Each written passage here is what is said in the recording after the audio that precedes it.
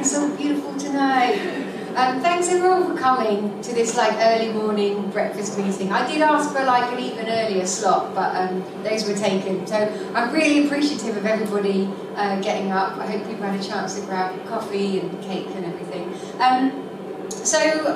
My name is Tansy Hoskins. I'm the author of 3 books on the TCF industry, so textiles, footwear, and clothing. And the reason I'm here today is to talk about exploitation, consumption, and capitalism in the context of the fashion industry. And I'm going to start with a little bit of something a little bit interactive, if you don't mind.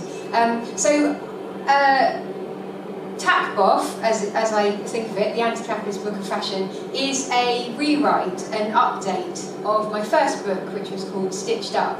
And it's a kind of 10 years on, looking at what has and hasn't changed in the fashion industry and where we are today. And I wanted to kind of reframe the sort of debate and context of the fashion industry a bit with this book as well. So I kind of put I don't know what you call it, a thought experiment or a mind game or something in the book, which kind of runs through the whole book. And it involves 2 questions, which I'm going to ask you now. So the first question that I ask readers of the book is basically, what kind of society would you like to live in? If we look at society today, are there any changes that you would possibly like to make to society? And I don't know if anyone's feeling brave enough to put their hand up and say, oh, I'd like to change this. I would like to have free universal healthcare. Or perhaps someone would like to say, I'd rather not have an unelected head of state in this country or something. I'd rather not have it. Okay, I'd rather not have an unelected head of state. Is there anything else? Any go on. I want free education for everyone. Yes, from 0 to all the way up. 99. Yeah. Yes, cool. Yeah, good one. More space for cycling. More space for cycling, yes, completely. Let's overhaul our entire transport networks.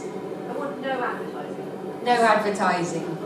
Yes. Yeah. So there's literally loads of stuff that we want to change. I mean, it might be smaller tweaks, okay, we want universal healthcare and stuff, or it might be really radical things, we don't want any billionaires.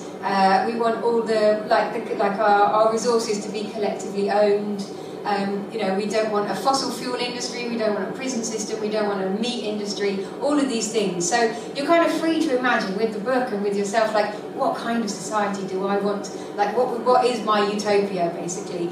And then the second part of that, the thought experiment is okay, so you've envisaged this utopia. In that utopia, what is fashion for? Okay, and this is the question that I now want you to consider. In your ideal society, what is fashion for? Is it to celebrate the phases of the moon? Is it to attract people, or is it to repel people?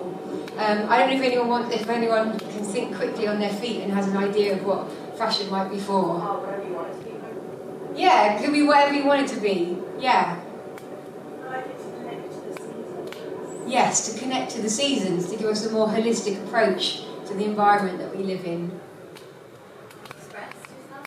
Yes, classic! A classic one, to express yourself, and particularly without all the rules around gender and sexuality and race and class that kind of rigidly hem us in at the moment. So, and the reason I've done this thought experiment is to kind of highlight fashion as a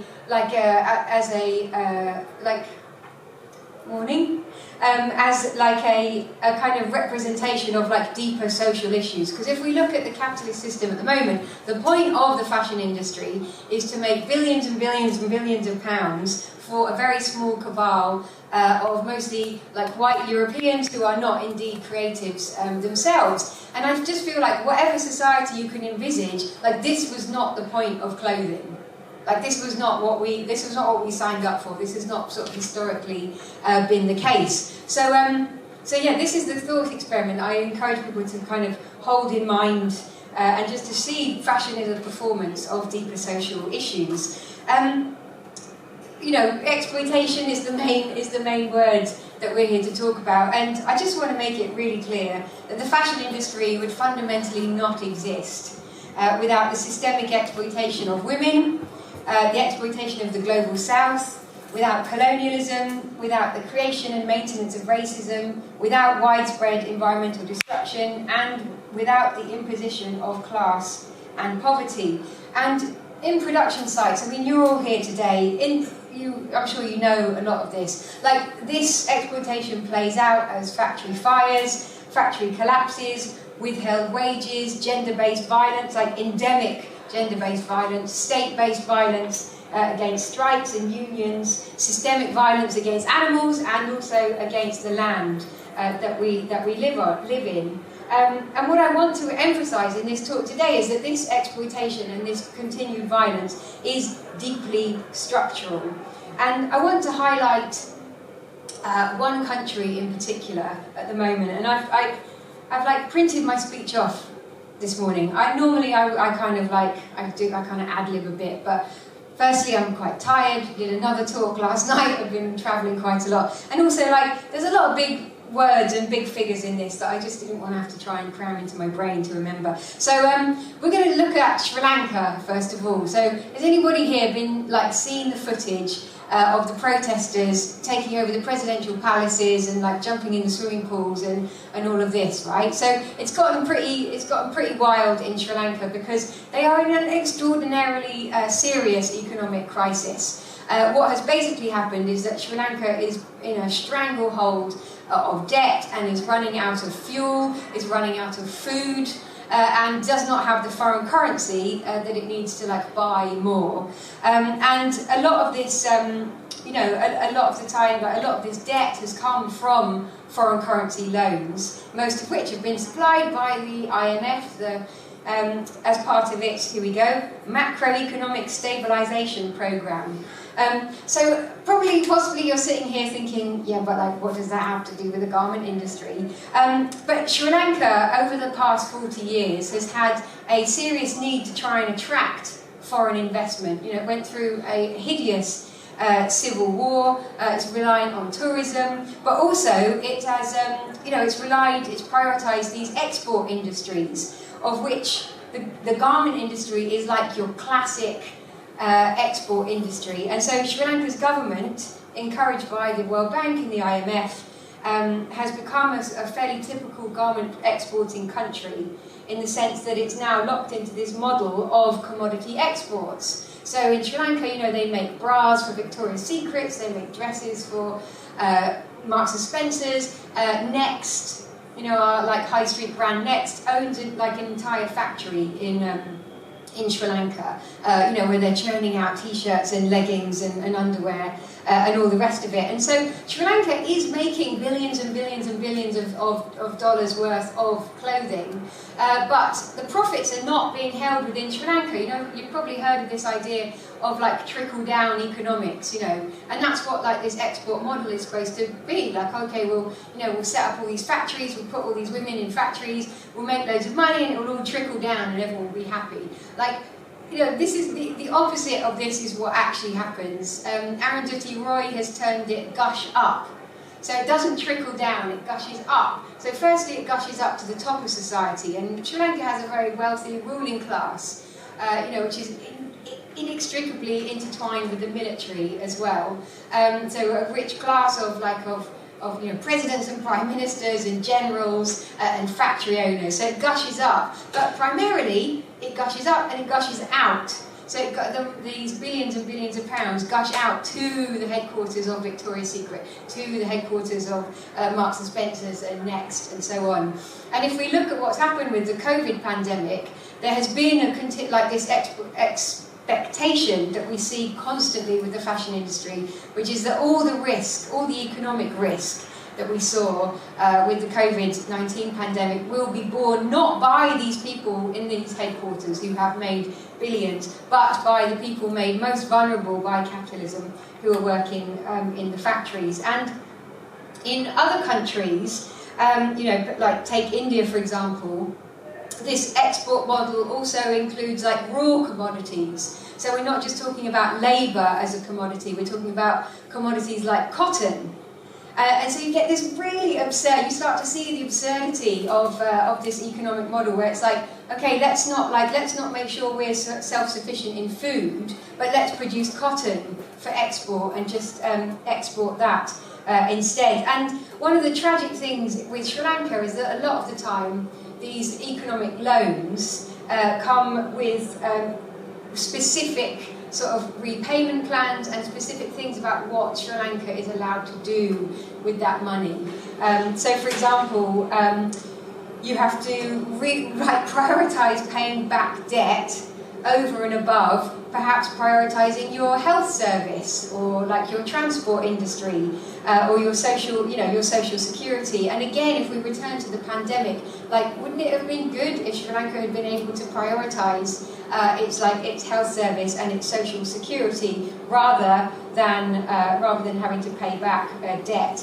And over the past few decades, over 40% of government spending in Sri Lanka was paying back not even the debt, but just the interest on the debt. And I very much guarantee that some of the people who have suffered most from this stupid model have been the garment workers. And one thing I wanted to highlight with you all, if you are, if you want to actively support garment workers right now and today, the Asia Floor Wage Alliance is currently running a fundraising campaign in order to raise money for soup kitchens in Sri Lanka, like community kitchens, because garment workers in Sri Lanka currently don't have enough food to live on. So if you feel like a solidarity action today, you can go and find the asiafloorwage.org and just search for Sri Lanka Community Kitchen. So yeah, hopefully that's a little sort of insight into how ridiculously structural the garment industry is and how it doesn't exist in a bubble at all. We can't separate it out from the rest of the capitalist system and the economic system that we're living in. I wanted to turn now to a topic which I think people will find really interesting and which for me was one of the absolute highlights of researching the anti-capitalist book of fashion, and it just felt like a real privilege and just really super interesting to get to be able to talk to people about this topic. And so I want to talk a little bit about the concept of indigenous fashion, which could be very simplistically explained as a form of sustainable or slow fashion, and which are concepts we're at the Sustainable Fashion Week. These are concepts that are sort of slowly starting to be understood and are being sort of positioned as the opposite of fast fashion. But obviously, I think I just quickly need to say a bit about why am I talking about indigenous fashion as a white person from London. And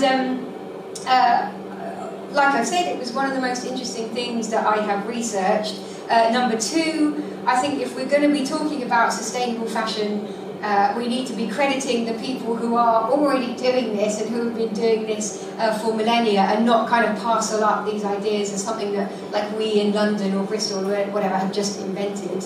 And then the third reason is that I feel like the study of fashion and human rights can often get quite abstract, and particularly when it comes to the climate, it can start getting tied up in kind of in sort of science and statistics and so much greenwashing. But a roadmap, I think, to clothing that doesn't exploit people or wreck our planet is fundamentally tied to lived political struggles for justice, and I think that is what you find right at the heart of the concept and the practice of indigenous fashion. And the fourth reason is because we are in a mad week, right? I feel like we have gone back in time at the moment, and we're just sort of being taught that we have to accept these concepts of the monarchy and these unelected heads of states, and now we have a king called Charles who literally nobody wants, whether or not you like the Queen. Who wants King Charles III? My God, we've gone back in time. So what I want to do is, with this, is kind of highlight some of the things that we're not talking about in the discourse around the monarchy, some of the crimes that this country and this monarchy is inextricably linked to. And so that's the fourth reason I think it's important that we talk about Indigenous fashion. So somebody, if you read the book, somebody who you'll come across quite a lot is a wonderful Indigenous scholar in what is now called Canada, whose name is Riley Coucheron. And I totally recommend that you find him on Instagram, that you look up his work. He's got like chapters coming out in various books. It won't be long till he has his own book. He's like a scholar in Toronto. Like I was like, okay, so we've got this concept of Indigenous fashion. It's kind of like slow fashion or sustainable fashion. And he's like, Indigenous fashion, this is his quote, Indigenous fashion is even better. There is this spiritual component to it that makes it far superior to any mainstream consumer fashion. And one of the complicated things here is that it's actually quite difficult to define Indigenous fashion using non-Indigenous terminology. And it's really important to say, nor could there be like a single concept or understanding of this like practice that encompasses thousands of different communities and unique histories and culture. So what I'm going to be talking about here is based in what is now called Canada. It's a global but it's very much a global practice, which will change, wherever you look at it. I'm really interested in it as this antithesis of our kind of modern, super fast, mainstream, consumer-based, totally alienated industry.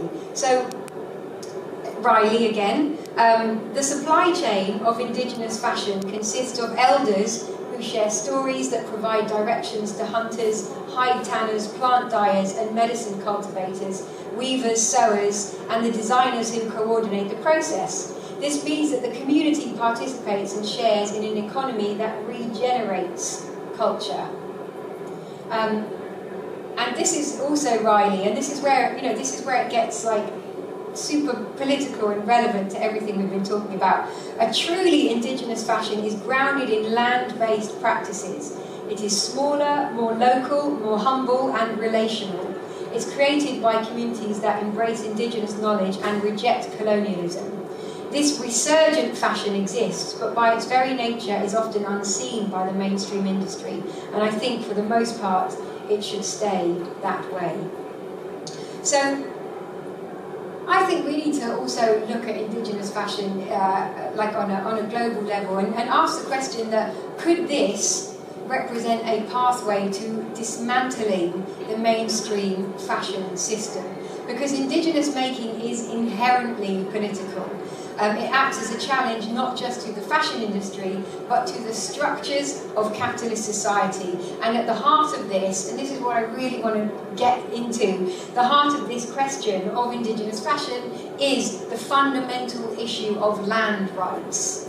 Okay, who owns the land that produces our fashion? Yeah, we're going to have to talk about British colonialism for a second. So, Indigenous peoples control under 0.02% of land in what is now called Canada.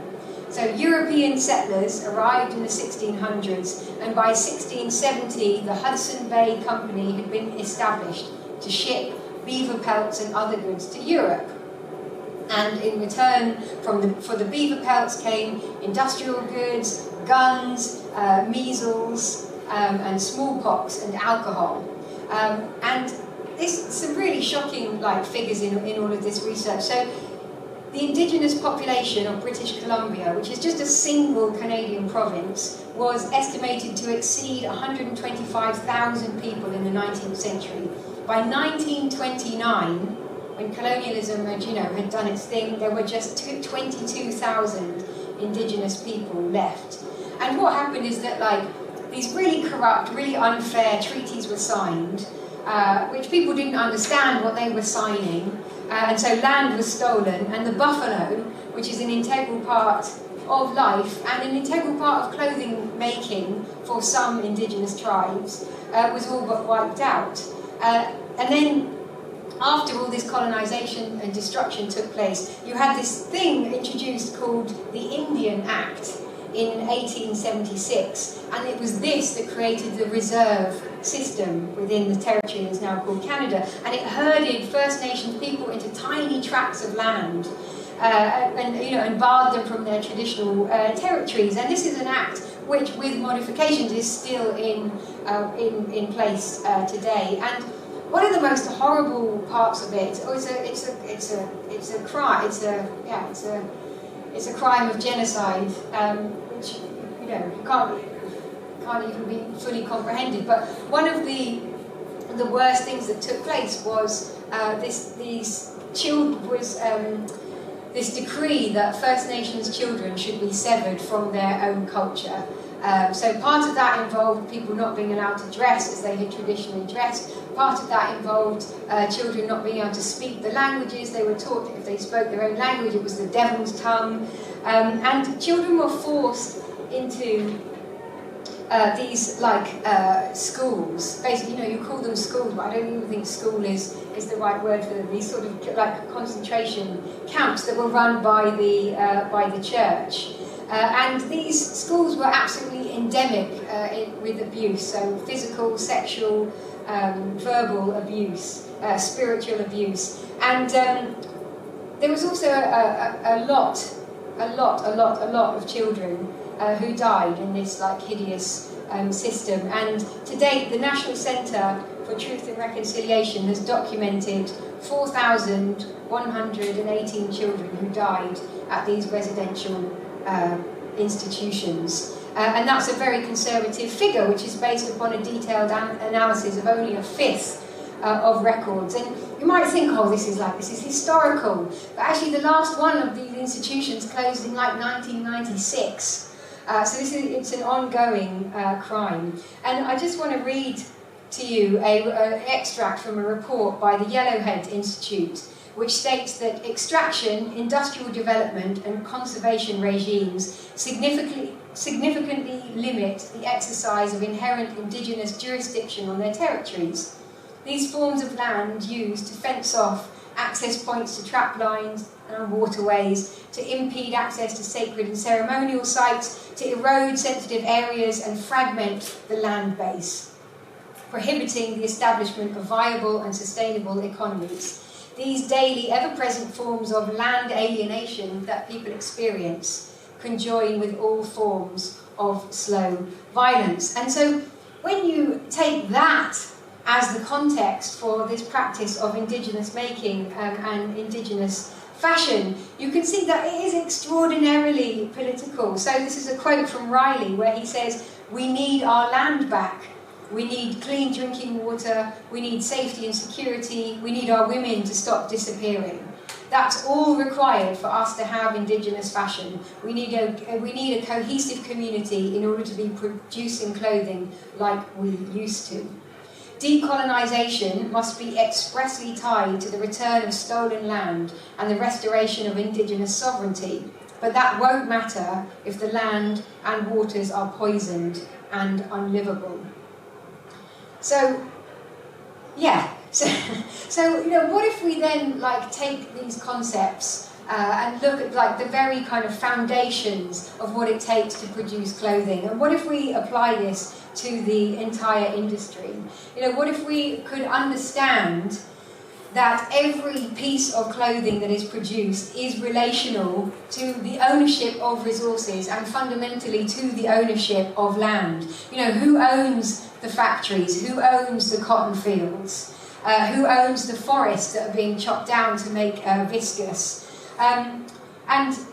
This is really the challenge that we have before us. This is how structural it is, and this is why fashion can't just be taken as being in a small bubble. Which is why I want people to think about what kind of society do you want to live in, and in that, what is fashion for? And so, in order to think about how we start to change all of this, in the book I've created something called the triangle of change, and it has individual change at the top. It has what does it have? It has political change in the middle, and it has systemic change at the bottom. And like individual change, yeah, it's important.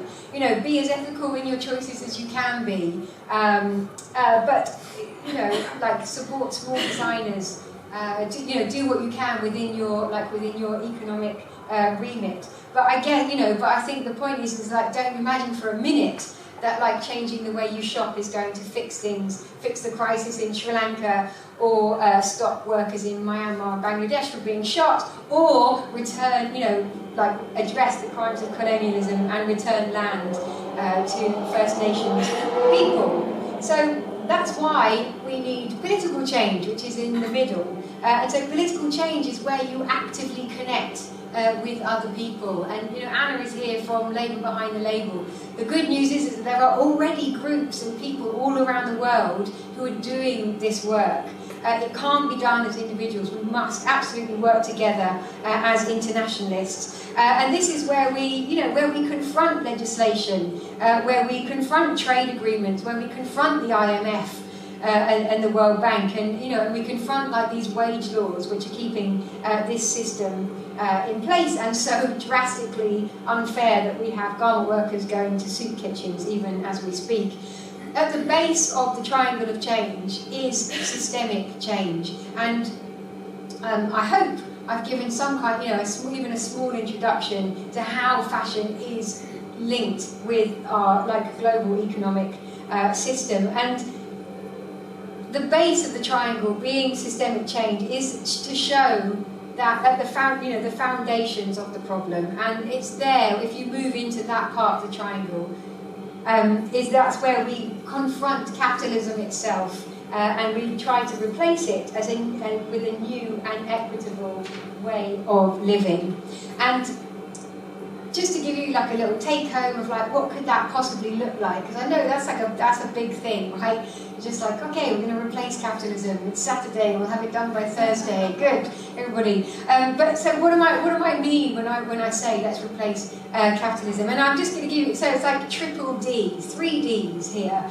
Number one, degrow. Like degrowth, it is absolutely fundamental for the fashion industry in particular. And this is where we have a planned reduction of excess energy and resource use in areas like fashion.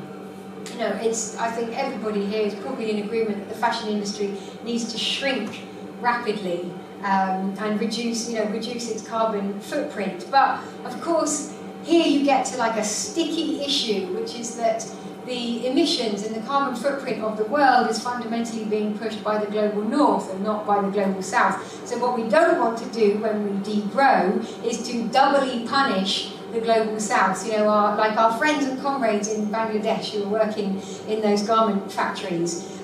So this is why we need the second D, which is democracy, or to democratize the fashion industry. And I believe there is currently literally no democracy in the fashion industry whatsoever. And I think, what if we change this? What if we decide that we want to collectively own the means of production? From the couture salons to the cotton fields.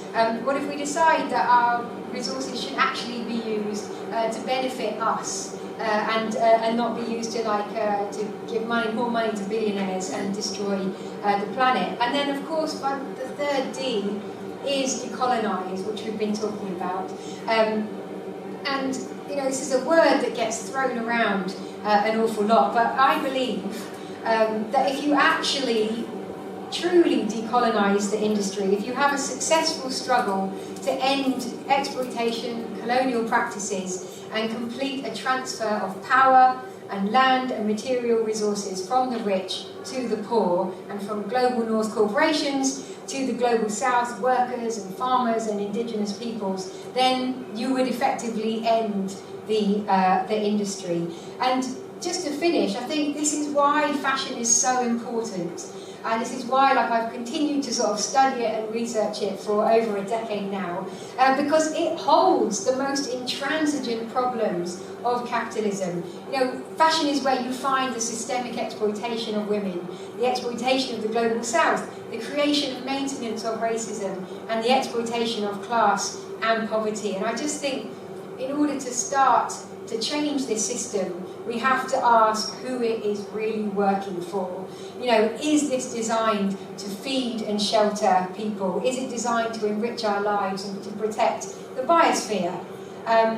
Or, you know, has it been designed for something else? And I think, you know, there's a lot of big questions about capitalism, but it's in these smaller questions that we actually start to see the truth of what we are, you know, what we are really dealing with. And yeah, I hope if you want to like explore these questions even more and you know understand more about like the economics and politics of the fashion industry, that you will consider getting a copy of Takboff and diving in there. And you know, show your solidarity with garment workers in Sri Lanka. And you know, next time there's like a oil pipeline that's being protested against in America or Canada, like let's really show up for people. You know, this is what it's really about. So thank you.